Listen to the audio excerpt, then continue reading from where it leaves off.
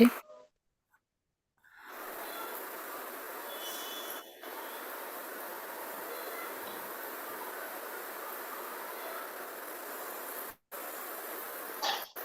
ಧನ್ಯವಾದಗಳು ಮಾತಾಡಿ. ಹರೇ ಕೃಷ್ಣ. ಹರೇ ಕೃಷ್ಣ. ಧನ್ಯವಾದಗಳು ಎಲ್ರಿಗೂ. ಹರೇ ಕೃಷ್ಣ ಮಾತಾಜಿ. ಹರೇ ಕೃಷ್ಣ ಮಾತಾಜಿ. ಧನ್ಯವಾದಗಳು ಮಾತಾಜಿ. ಹರೇ ಕೃಷ್ಣ. ಧನ್ಯವಾದಗಳು.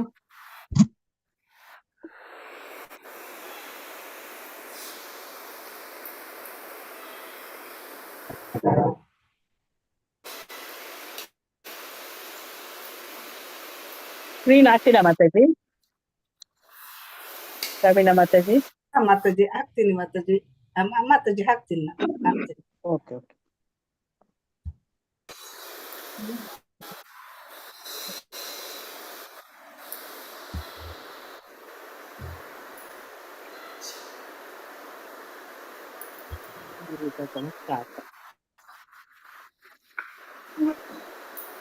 ನಮ್ಗೆ ಈ ಕೃಷ್ಣ ಓದುವ ತರಗತಿಯನ್ನು ಮಾಡಲು ಅವಕಾಶ ಮಾಡಿಕೊಟ್ಟಂತಹ ರಾಧಾ ಗೋವಿಂದ ದೇವಸ್ಥಾನ ಮಂಗಳೂರು ಕುಲ ಇಲ್ಲಿ ಅಧ್ಯಕ್ಷರಾದ ನಾಮನಿಷ್ಠದಾಸ್ ಪ್ರಭುಜಿಗೆ ನಿಮ್ಮೆಲ್ಲರ ಪರವಾಗಿ ಪ್ರಣಾಮಗಳನ್ನು ಸಲ್ಲಿಸ್ತೇನೆ. ಹಾಗೆ ನನ್ನ ಎಲ್ಲಾ ಗುರು ವೃಂದದವರಿಗೂ ಕೂಡ ನಿಮ್ಮೆಲ್ಲರ ಪರವಾಗಿ ಪ್ರಣಾಮಗಳನ್ನು ಸಲ್ಲಿಸ್ತೇನೆ. ಇಸ್ಕಾನ್ ಫೌಂಡರ್ ಎಸಿ ಭಕ್ತಿ ವೇದಾಂತ ಶ್ರೀಲ ಪ್ರಭುಪಾದ್ ಇವರಿಗೂ ಕೂಡ ನಿಮ್ಮೆಲ್ಲರ ಪರವಾಗಿ ಪ್ರಣಾಮಗಳನ್ನು ಸಲ್ಲಿಸ್ತೇನೆ. ಹಾಗೂ ಬಂದಂತಹ ಎಲ್ಲರಿಗೂ ಕೂಡ ಸ್ವಾಗತವನ್ನು ಕೋರುತ್ತಾ ಇವತ್ತಿನ ಓದುವ ತರಗತಿಯನ್ನು ಪ್ರಾರಂಭಿಸೋಣ. ಮೊದಲಿಗೆ ಪ್ರಾರ್ಥನೆ.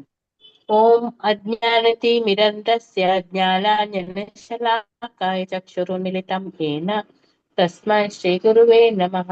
ಶ್ರೀ ಚೈತನ್ಯ ಮನೋಭೀಷ್ಟಂ ಸ್ಥಾಪಿತಂ ಯೇನ ಭೂತಲೆ ಸ್ವಯಂ ರೂಪ ಕದಾ ಮಹ್ಯಂ ದದಾತಿ ಸ್ವಪದಾಂತಿಕಂ. ವಂದೇಹಂ ಶ್ರೀ ಗುರು ಶ್ರೀಯುತಪದಕಮಲಂ ಶ್ರೀ ಗುರುನ್ ವೈಷ್ಣವಾಂಶ ಶ್ರೀರೂಪಂ ಸಾಗ್ರಜಾತಂ ಸಾಗರ ರಘುನಾಥಾನ್ವಿತಂ ತಂ ಸಜೀವಂ ಸಾದ್ವೈತಂ ಸಾವಧೂತಂ ಪರಿಜನ ಸಹಿತಂ ಕೃಷ್ಣ ಚೈತನ್ಯ ದೇವಂ ಶ್ರೀ ರಾಧಾ ಕೃಷ್ಣ ಪಾದಂ ಸಹಗಣ ಲಲಿತ ಶ್ರೀ ವಿಶಾಖಾನ್ವಿತಾಂಶ. ಹೇ ಕೃಷ್ಣ ಕರುಣಾ ಸಿಂಧು ದೀನ ಬಂಧು ಜಗತ್ಪತೆ ಗೋಪೇಶ ಗೋಪಿಕಾ ಕಾಂತ ರಾಧಾ ಕಾಂತ ನಮಸ್ತುತೆ. ಸಪ್ತ ಕಾಂಚನ ಗೌರಾಂಗಿ ಅದೇ ವೃಂದಾವನೇಶ್ವರಿ ದೇವಿ ಪ್ರಣಮಾಮಿ ಹರಿ ಪ್ರಿಯೆ. ವಾಚಾ ಕಲ್ಪತರುಭ್ಯಶ್ಚ ಕೃಪಾ ಸಿಂಧುಭ್ಯೋ ಪಾವನೇಭ್ಯೋ ವೈಷ್ಣವೇಭ್ಯೋ ನಮೋ ನಮಃ. ನಮಃ ಓಂ ವಿಷ್ಣುಪಾದಾಯ ಕೃಷ್ಣ ಪ್ರೇಷ್ಠಾಯ ಭೂತಲೆ ಶ್ರೀಮತೆ ಭಕ್ತಿ ವೇದಾಂತ ಸ್ವಾಮಿನ್ ಇತಿ ನಾಮಿನೆ. ನಮಸ್ತೆ ಸರಸ್ವತಿ ದೇವಿ ಗೌರವಾಣಿ ಪ್ರಚಾರಿಣಿ ನಿರ್ವಿಶೇಷ ಶೂನ್ಯವಾದಿ ಪಾಶ್ಚಾತ್ಯ ದೇಶತಾರಿಣಿ. ಜೈ ಶ್ರೀ ಕೃಷ್ಣ ಚೈತನ್ಯ ಪ್ರಭು ನಿತ್ಯಾನಂದ ಶ್ರೀ ಅದ್ವೈತ ಗದಾಧಾರ ಶ್ರೀವಾಸಾದಿ ಗೌರ ಭಕ್ತ ವೃಂದ. ಹರೇ ಕೃಷ್ಣ ಕೃಷ್ಣ ಕೃಷ್ಣ ಹರೇ ಹರೇ ಹರೇ ರಾಮ ರಾಮ ರಾಮ ಹರೇ ಹರೇ. ಹರೇ ಕೃಷ್ಣ.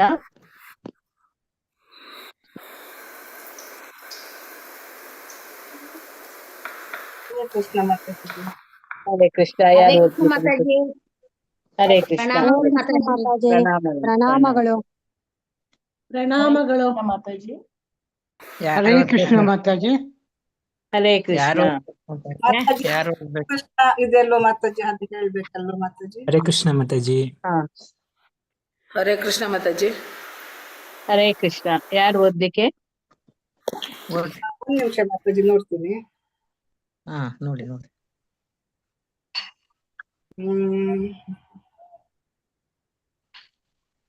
ಶಾಂತಿ ರೂಪಿಣಿ ಮಾತಾಜಿ ಓದಿ. ಹರೇ ಕೃಷ್ಣ. ಶಾಂತಿ ರೂಪಿಣಿ ಮಾತಾಜಿ ಓದ್ತಿಲ್ಲ ಮಾತಾಜಿ. ಹರೇ ಕೃಷ್ಣ ಮಾತಾಜಿ ಓದ್ತೀನಿ.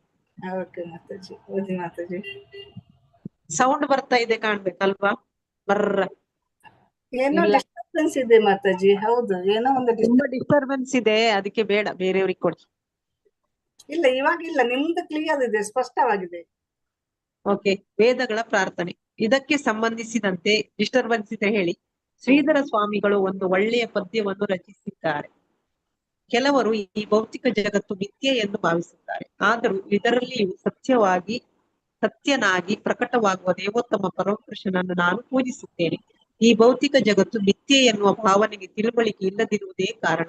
ಆದರೆ ಕೃಷ್ಣ ಪ್ರಜ್ಞೆಯಲ್ಲಿ ಪ್ರಬುದ್ಧನಾದವನು ಪ್ರತಿಯೊಂದು ವಸ್ತುವಿನಲ್ಲಿಯೂ ದೇವೋತ್ತಮ ಪರಮ ಪುರುಷನನ್ನು ಕಾಣುತ್ತಾನೆ. ಇಲ್ಲಿದೆ ವೇದದ ಸರ್ವಂ ಶಿವಂ ಇದಂ ಬ್ರಹ್ಮ, ಅಂದ್ರೆ ಪ್ರತಿಯೊಂದು ಬ್ರಹ್ಮನೇ ಎನ್ನುವ ನುಡಿಯ ಸಾಕ್ಷಾತ್ಕಾರ. ವೇದಗಳ ಸಕಾರ ರೂಪಗಳು ಹೀಗೆ ಹೇಳಿದವು. ಪ್ರಿಯ ಪ್ರಭುವೆ, ಸಾಕಷ್ಟು ಬುದ್ಧಿ ಇಲ್ಲದೆ ಇರುವವರು ಆತ್ಮ ಸಾಕ್ಷಾತ್ಕಾರಕ್ಕೆ ಬೇರೆ ದಾರಿಗಳನ್ನು ಅನುಸರಿಸುತ್ತಾರೆ. ಆದರೆ ಮನುಷ್ಯರು ಪರಿಶುದ್ಧ ಭಕ್ತನಾಗದಿದ್ದರೆ ಭೌತಿಕ ಮೈಲಿಗೆಯಿಂದ ಪರಿಶುದ್ಧನಾಗುವುದಾಗಲಿ ಜನನ ಮರಣಗಳ ಚಕ್ರವನ್ನು ನಿಲ್ಲಿಸುವುದಾಗಲಿ ಸಾಧ್ಯವಾಗುವುದಿಲ್ಲ. ಪ್ರಿಯ ಪ್ರಭುವೆ, ಎಲ್ಲಕ್ಕೂ ನಿನ್ನ ವಿವಿಧ ಸಾಮರ್ಥ್ಯಗಳೇ ಆಧಾರ. ಎಲ್ಲಕ್ಕೂ ಆಧಾರವು ನೀನು. ವೇದಗಳಲ್ಲಿ ಏಕೋ ಬಹುನಾಂ ಏ ವಿದಧಾತಿ ಕಾಮಾನ್ ಎಂದು ಹೇಳಿದೆ. ಆದುದರಿಂದ ದೇವತೆಗಳು, ಮನುಷ್ಯರು ಮತ್ತು ಪ್ರಾಣಿಗಳು ಎಲ್ಲಕ್ಕೂ ಆಧಾರನು ನೀನೇ, ಪಾಲಿಸುವವನು ನೀನೇ. ಪ್ರತಿಯೊಬ್ಬನಿಗೂ ನೀನೇ ಆಧಾರ ಮತ್ತು ಪ್ರತಿಯೊಬ್ಬನ ಹೃದಯದಲ್ಲಿಯೂ ನೀನು ನೆಲೆಸಿದ್ದೀಯೇ. ಅಂದರೆ ಇಡೀ ಸೃಷ್ಟಿಗೆ ನೀನೇ ಬೇರು. ಆದುದರಿಂದ ಹೆಜ್ಜೆ ತಪ್ಪದೆ ನಿನ್ನ ಭಕ್ತಿಪೂರ್ವಕ ಸೇವೆಯಲ್ಲಿ ನಿರತರಾದವರು ಸದಾ ನಿನ್ನನ್ನು ಪೂಜಿಸುವವರು. ಇಂತಹ ಭಕ್ತರು ವಿಶ್ವವೃಕ್ಷದ ಬೇರುಗಳಿಗೆ ನೀರೆರೆಯುವರು. ಆದುದರಿಂದ ಭಕ್ತಿಪೂರ್ವಕ ಸೇವೆಯಿಂದ ಮನುಷ್ಯನು ದೇವಪುರುಷನನ್ನು ಮಾತ್ರವಲ್ಲ, ಇತರ ಎಲ್ಲರನ್ನು ತಲ್ಲಣಿಸುತ್ತಾನೆ. ಏಕೆಂದರೆ ಪ್ರತಿಯೊಬ್ಬನಿಗೂ ಆಧಾರ, ಪ್ರತಿಯೊಬ್ಬನ ಪಾಲಕ ಅವನೇ. ದೇವೋತ್ತಮ ಪರಮಪುರುಷನ ಸರ್ವವ್ಯಾಪಿ ಲಕ್ಷಣವನ್ನು ಭಕ್ತನು ಅರ್ಥ ಮಾಡಿಕೊಳ್ಳುವುದರಿಂದ ಅತ್ಯಂತ ಪ್ರಾಯೋಗಿಕ ದಾನಿ ಮತ್ತು ಪರೋಪಕಾರಿ ಕೃಷ್ಣ ಪ್ರಜ್ಞೆಯಲ್ಲಿ ಸಂಪೂರ್ಣವಾಗಿ ನಿರತರಾಗಿರುವ ಇಂತಹ ಪರಿಶುದ್ಧ ಭಕ್ತರು ಜನನ ಮರಣಗಳ ಚಕ್ರವನ್ನು ಸುಲಭವಾಗಿ ಗೆಲ್ಲುತ್ತಾರೆ ಮತ್ತು ಸಾವಿನ ತಲೆಯ ಮೇಲೆಯೇ ಹಾರುತ್ತಾರೆ. ಹರೇ ಕೃಷ್ಣ ಮಾತಾಜಿ, ಧನ್ಯವಾದ. ಧನ್ಯವಾದಗಳು ಮಾತಾಜಿ. ಹರೇ ಕೃಷ್ಣ. ಉಮಾದೇವಿ ವೆಂಕಟೇಶ್ ಮಾತಾಜಿ ಓದಿ. ಉಮಾದೇವಿ ಮಾತಾಜಿ. ಭಕ್ತನಿಗೆ ಸಾವಿನ ವಿಷಯದಲ್ಲಿ ಅಥವಾ ದೇಹವನ್ನು ಬದಲಾಯಿಸುವ ವಿಷಯದಲ್ಲಿ ಭಯವಿಲ್ಲ. ಅವನ ಪ್ರಜ್ಞೆಯು ಕೃಷ್ಣ ಪ್ರಜ್ಞೆಯಾಗಿ ಮಾರ್ಪಾಡಾಗಿರುತ್ತದೆ. ಅವನು ಭಗವದ್ಧಾಮಕ್ಕೆ ಹಿಂದಿರುಗಿ ಹೋಗದಿದ್ದರೂ ಇನ್ನೊಂದು ಭೌತಿಕ ದೇಹವನ್ನು ಪ್ರವೇಶಿಸಿದರೂ ಅವನಿಗೆ ಯಾವ ಭಯವೂ ಇಲ್ಲ. ಇದಕ್ಕೆ ಸ್ಪಷ್ಟವಾಗಿ ಉದಾಹರಣೆ ಎಂದರೆ ಭರತ ಮಹಾರಾಜ.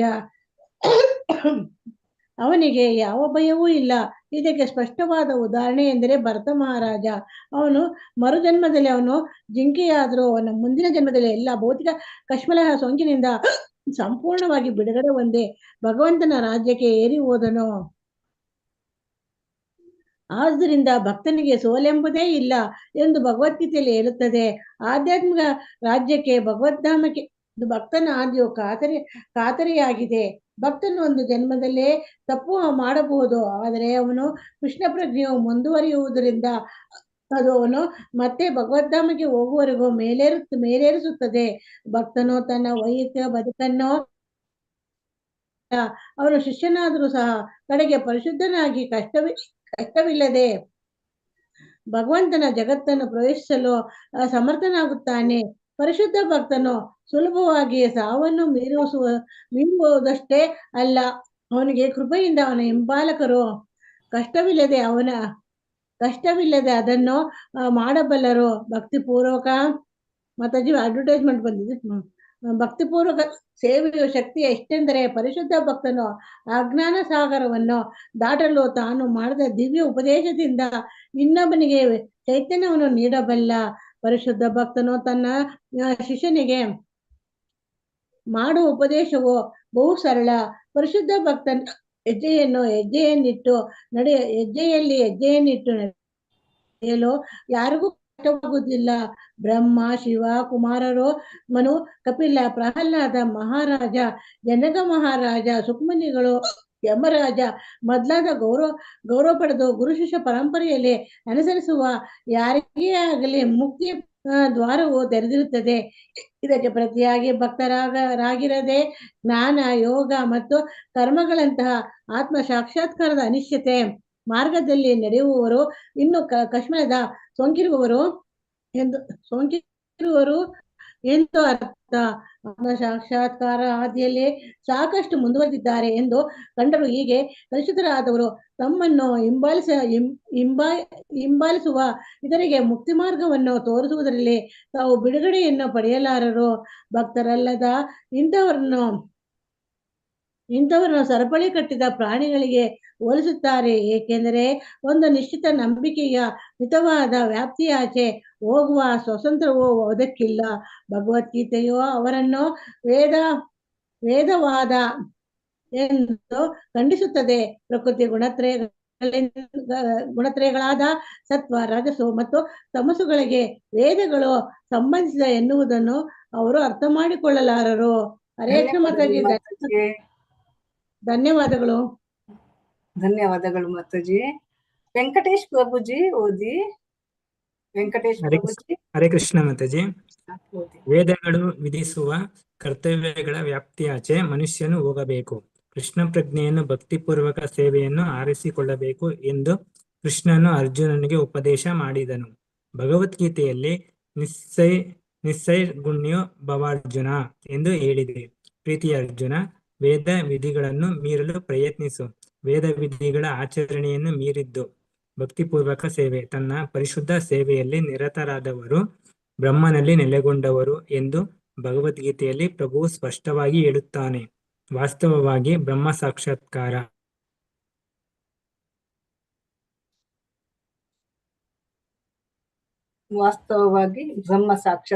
ಎಂದರೆ ವೆಂಕಟೇಶ್ ಪ್ರಭುಜಿ. ನೆಟ್ ಹೋಯ್ತಾ?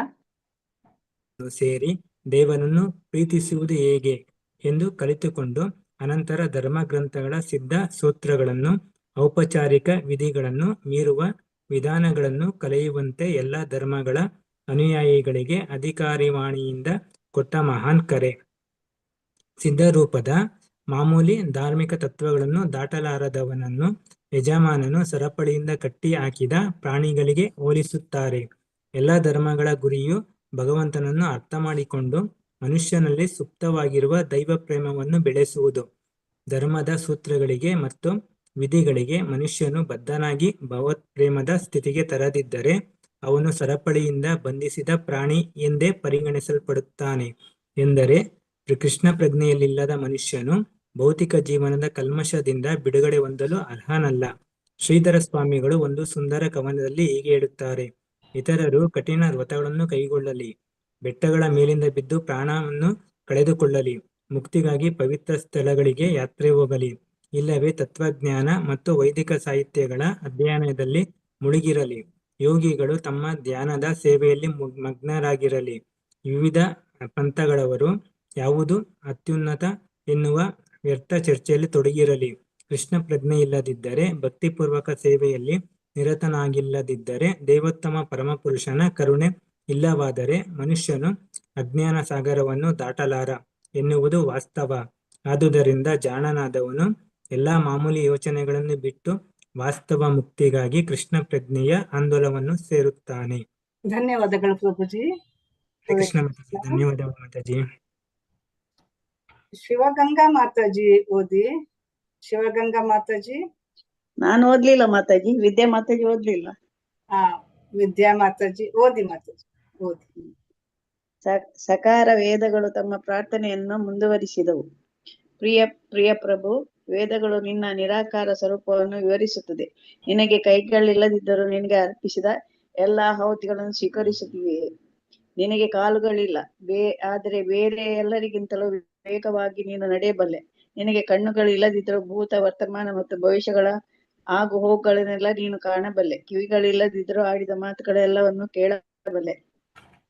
ನಿನಗೆ ಮನಸ್ಸು ಎನ್ನುವುದಿಲ್ಲವಾದರೆ ಭೂತ, ವರ್ತಮಾನ ಮತ್ತು ಭವಿಷ್ಯತ್ತುಗಳಲ್ಲಿ ಪ್ರತಿಯೊಬ್ಬರ ಪ್ರತಿಯೊಂದು ಕಾರ್ಯವನ್ನು ಬಲ್ಲೆ. ಇಷ್ಟಾದರೂ ನೀನು ಯಾರು ಎಂದು ಯಾರು ಅರಿಯರು. ನಿನಗೆ ಎಲ್ಲರೂ ಗೊತ್ತು, ನಿನ್ನನ್ನು ಯಾರು ಅರಿತಿಲ್ಲ. ಆದರೆ ನೀನು ಅತ್ಯಂತ ಪುರಾತನನು, ಪರಮ ಪುರುಷನು. ವೇದಗಳ ಇನ್ನೊಂದು ಭಾಗದಲ್ಲಿ ಹೀಗೆ ಹೇಳಿದೆ: ನೀನು ಮಾಡಬೇಕಾದ್ದು ಏನೂ ಇಲ್ಲ. ನೀನು ಜ್ಞಾನದಲ್ಲಿ ಮತ್ತು ಶಕ್ತಿಯಲ್ಲಿ ಎಷ್ಟು ಪರಿಪೂರ್ಣ ಎಂದರೆ ನಿನ್ನ ಸಂಕಲ್ಪ ಮಾತ್ರದಿಂದಲೇ ಎಲ್ಲವೂ ರೂಪ ತಾಳುತ್ತದೆ. ನಿನಗೆ ಸಮಾಧಾನರಾದವರು, ನಿನ್ನನ್ನು ಮೀರಿಸಿದವರು ಯಾರೂ ಇಲ್ಲ. ಪ್ರತಿಯೊಬ್ಬರು ನಿನ್ನ ನಿರಂತರ ಸೇವಕರಂತೆ ನಡೆದುಕೊಳ್ಳುತ್ತಾರೆ.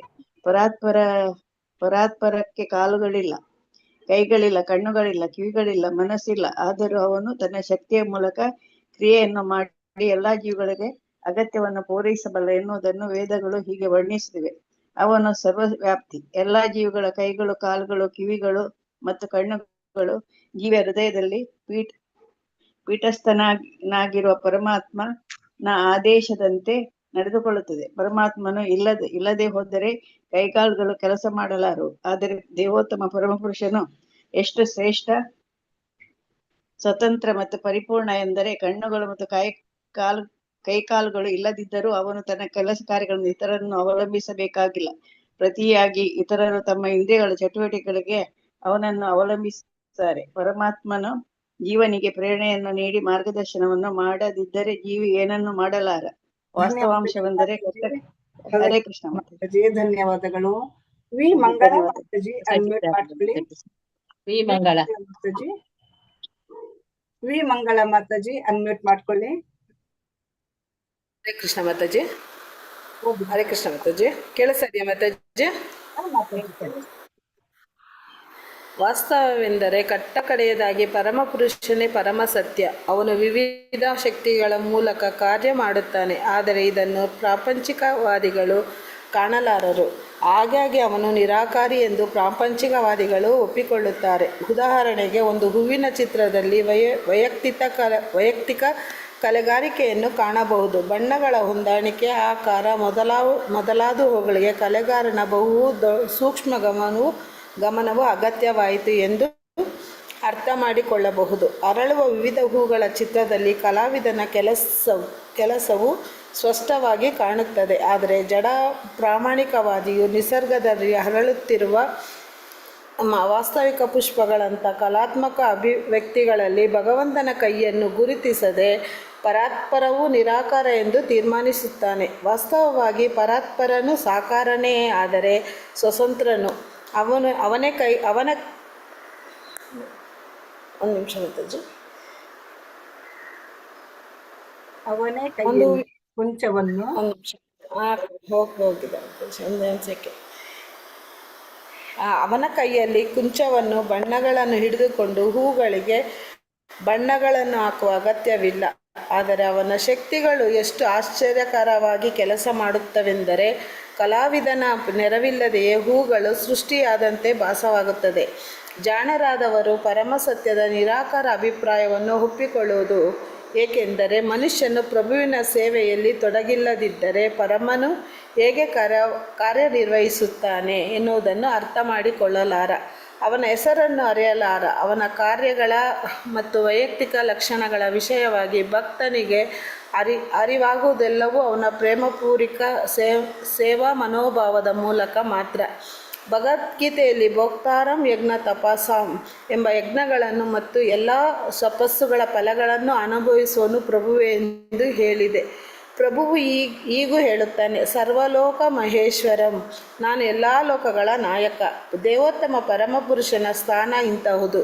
ಅವನು ವೃಂದಾವನದಲ್ಲಿ ತನ್ನ ನಿತ್ಯ ಸಂಗಾತಿಗಳಾದ ಗೋಪಿಯರ ಮತ್ತು ಗೋಪಬಾಲಕರ ಸಹವಾಸದಲ್ಲಿ ದಿವ್ಯ ನಂದನವನ್ನು ಅನುಭವಿಸಿದರು. ಅವನ ಶಕ್ತಿಗಳು ಅವನ ಮಾರ್ಗದರ್ಶನದಲ್ಲಿ ಸೃಷ್ಟಿಯಲ್ಲಿ ಎಲ್ಲೆಲ್ಲೂ ಕೆಲಸ ಮಾಡುತ್ತಿರುತ್ತವೆ.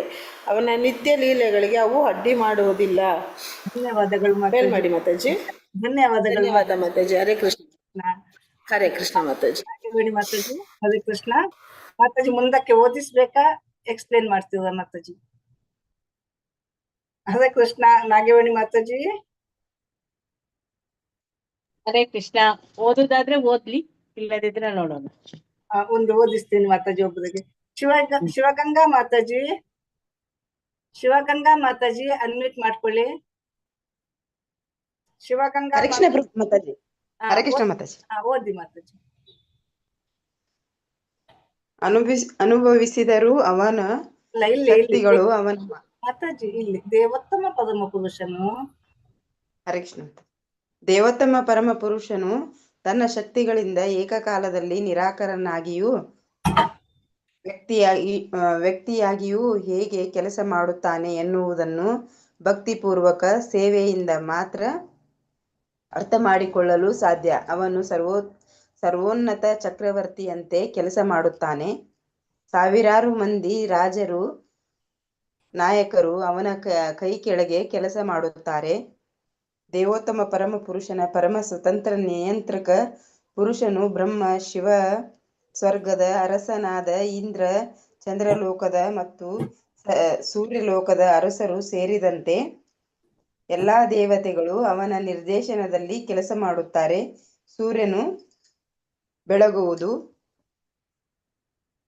ವಾಯು ಬೀಸುವುದು, ಅಗ್ನಿಯು ಶಾಖವನ್ನು ಕೊಡುವುದು ಎಲ್ಲಾ ದೇವೋತ್ತಮ ಪರಮ ಪುರುಷನ ಭಯದಿಂದಲೇ ಎಂದು ವೇದಗಳು ಹೇಳಿವೆ. ಭೌತಿಕ ಪ್ರಕೃತಿಯು ಭೌತಿಕ ಜಗತ್ತಿನಲ್ಲಿ ವಿಧ ವಿಧವಾದ ಚರಾಚರ ವಸ್ತುಗಳನ್ನು ಸೃಷ್ಟಿಸುತ್ತಿದೆ. ಅದರ ಪರಮ ಪ್ರಭುವಿನ ನಿರ್ದೇಶನವಿಲ್ಲದೆ ಅವುಗಳಲ್ಲಿ ಯಾವುದೂ ಸ್ವತಂತ್ರವಾಗಿ ಕೆಲಸ ಮಾಡುವಂತಿಲ್ಲ, ಸೃಷ್ಟಿ ಮಾಡುವಂತಿಲ್ಲ. ಸಾಮಂತ ರಾಜರು ಚಕ್ರವರ್ತಿಗೆ ಕಪ್ಪವನ್ನು ಒಪ್ಪಿಸುವಂತಿಲ್ಲ. ಇವೆಲ್ಲವೂ ಅಧೀನವಾಗಿ ಕೆಲಸ ಮಾಡುತ್ತವೆ. ದೇವೋತ್ತಮ ಪರಮ ಪುರುಷನ ಪ್ರಸಾದವನ್ನು ತಿಂದೇ ಪ್ರತಿಯೊಂದು ಜೀವಿಯೂ ಬದುಕುತ್ತದೆ ಎಂದು ವೇದದ ಆದೇಶವು ತಿಳಿಸುತ್ತದೆ. ಮಹಾಯಜ್ಞಗಳಲ್ಲಿ ಯಜ್ಞದ ಪರಮ ದೇವನಾಗಿ ನಾರಾಯಣನು ಅಲ್ಲಿರಬೇಕು ಎಂಬ ನಿರ್ದೇಶನವಿದೆ. ಯಜ್ಞವು ಮುಗಿದ ನಂತರ ಪ್ರಸಾದವನ್ನು ದೇವತೆಗಳಿಗೆಲ್ಲ ಹಂಚಲಾಗುತ್ತದೆ. ಇದಕ್ಕೆ ಯಜ್ಞಭಾಗ ಎಂದು ಹೆಸರು. ಪ್ರತಿಯೊಬ್ಬ ದೇವತೆಗೂ ನಿರ್ದಿಷ್ಟ ಯಜ್ಞ ಭಾಗವಿದೆ. ಅವನು ಅದನ್ನು ಪ್ರಸಾದ ಎಂದು ಸ್ವೀಕರಿಸುತ್ತಾನೆ. ಇದರಿಂದ ತೋರುವುದೆಂದರೆ ದೇವತೆಗಳು ಸ್ವತಂತ್ರರಾಗಿ ಬಲಶಾಲಿಗಳಲ್ಲ. ದೇವೋತ್ತಮ ಪರಮ ಪುರುಷನ ಆಜ್ಞೆಯ ಪ್ರಕಾರ ಅವರಿಗೆ ಬೇರೆ ಬೇರೆ ಕೆಲಸಗಳನ್ನು ನಿಯೋಜಿಸಿದೆ. ಅವರು ಯಜ್ಞದಲ್ಲಿ ಉಳಿದುದನ್ನು ಅಥವಾ ಪ್ರಸಾದವನ್ನು ಭಕ್ಷಿಸುತ್ತಾರೆ. ಅವನ ಯೋಜನೆಗೆ ಅನುಗುಣವಾಗಿ ಅವರು ದೇವೋತ್ತಮ ಪರಮ ಪುರುಷನ ಅಪ್ಪಣೆಯನ್ನು ಚಾಚೂ ತಪ್ಪದೆ ಕಾರ್ಯಗತ ಮಾಡುತ್ತಾರೆ. ದೇವೋತ್ತಮ ಪರಮ ಪುರುಷನ ಹಿನ್ನೆಲೆಯಲ್ಲಿದ್ದಾರೆ. ಇಲ್ಲಿದೆ ನೋಡಿ. ಇತರರು ಅವನ ಆಜ್ಞೆಗಳನ್ನು ನಡೆಸುತ್ತಾರೆ. ಅವನು ನಿರಾಕಾರ ಎಂದು ಕಾಣುತ್ತದೆ. ಅಷ್ಟೇ ಪರಮ ಪುರುಷನು ಭೌತಿಕ ಪ್ರಕೃತಿಯ ನಿರಾಕಾರ ಚಟುವಟಿಕೆಗಳನ್ನು ಹೇಗೆ ಮೀರಿದವನು ಎನ್ನುವುದನ್ನು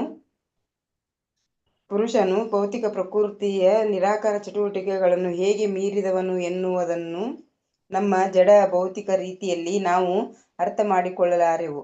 ಆದುದರಿಂದಲೇ ಭಗವದ್ಗೀತೆಯಲ್ಲಿ ಪ್ರಭುವು ತನ್ನನ್ನು ಮೀರಿದುದು ಯಾವುದೂ ಇಲ್ಲ ಮತ್ತು ನಿರಾಕಾರ ಬ್ರಹ್ಮನು ತನ್ನ ಸ್ವಂತ ಪ್ರಭೆಯ ಒಂದು ರೂಪವಾಗಿ ತನ್ನ ಅಧೀನದಲ್ಲಿದ್ದಾನೆ ಎಂದು ವಿವರಿಸಿದ್ದಾನೆ. ಧನ್ಯವಾದಗಳು ಮಾತಾಜಿ.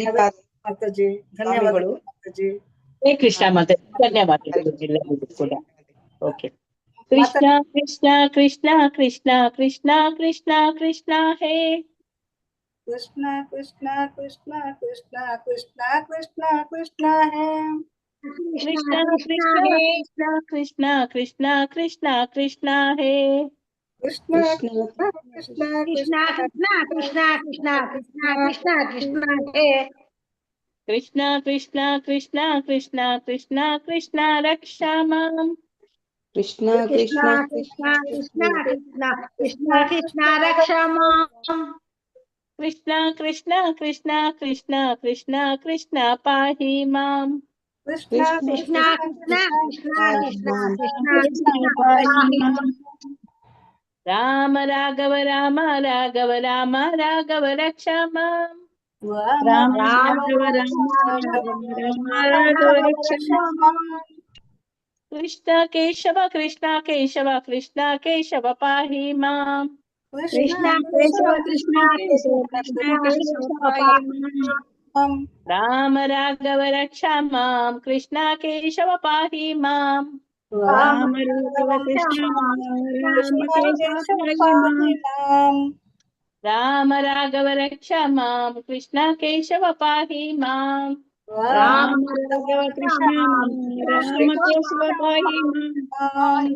ರಾಮ ರಾಘವ ರಕ್ಷಾ ಮಾಂ. ಕೃಷ್ಣ ಕೇಶವ ಪಾಹಿ ಮಾಂ. ರಾಮ ರಾಘವ ರಕ್ಷಾ ಮಾಂ. ರಾಮ ಕೇಶವ ಪಾಹಿ ಮಾಂ. ಹರೇ ಕೃಷ್ಣ.